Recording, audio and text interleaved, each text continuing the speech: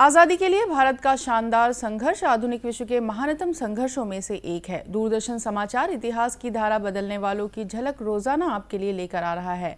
आज हम बात कर रहे हैं स्वतंत्रता संग्राम के नायक और देश के पहले प्रधानमंत्री पंडित जवाहरलाल नेहरू के बारे में। देश के पहले प्रधानमंत्री पंडित जवाहरलाल नेहरू को श्रद्धांजलि अर्पित कर रहे हैं, जिनका निधन 27 मई 1964 को हुआ था। जवाहरलाल नेहरू का जन्म 1889 में 14 नवंबर को हुआ था। एक विद्यार्थी के रूप में उनकी रुचि उन सभी राष्ट्रों के स्वाधीनता संघर्ष में रही थी जिन्होंने विदेशी दासता की यातना भुगती थी।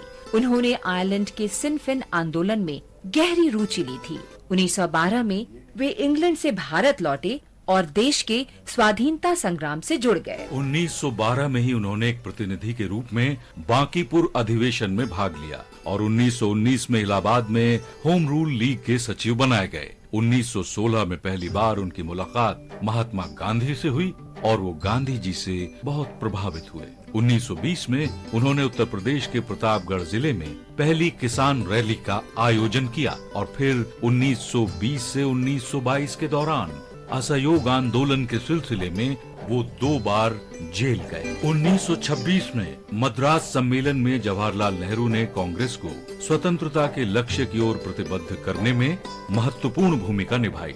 1928 में लखनऊ में साइमन कमीशन के विरुद्ध प्रदर्शन का नेतृत्व करते हुए उन पर लाठीचार्ज किया गया। 29 अगस्त 1928 को उन्होंने ऑल पार्टी कांग्रेस में भाग लिया। उसी वर्ष उन्होंने भारतीय स्वतंत्रता लीग की स्थापना की, जिसने भारत को ब्रिटिश संपर्क से पूरी तरह मुक्त किए जाने की वकालत की। जवाहरलाल नेहरू इस लीग के महासचिव बनाए गए। 1929 में वे इंडियन नेशनल कांग्रेस के लाहौर अधिवेशन के अध्यक्ष चुने गए, जिसमें देश की पूर्ण स्वतंत्रता को लक्ष्य के रूप में स्वीकार किया गया। नमक सत्याग्रह और अन्य आंदोलनों के सिलसिले में 1930 से 1935 के दौरान उन्हें कई बार गिरफ्तार किया गया।